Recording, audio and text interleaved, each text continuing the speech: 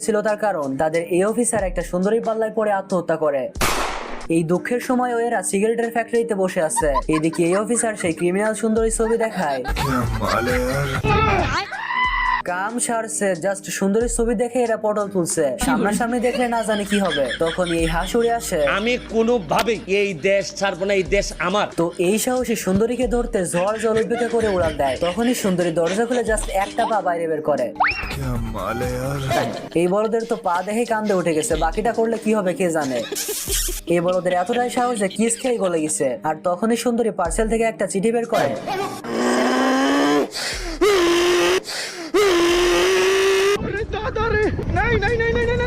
গানের মেন পয়েন্টে দাঁড়িয়ে এর অবস্থা তো পুরো খারাপ হয়ে যায়, বাট তবুও সাহস করে চিঠি গিলে ফেলে। বাট সুন্দরী একে নিয়ে এক্সরে মেশিনে চালান করে দেয়। আর যখনই মেশিন স্টার্ট করে, এই কামটা করছে কে?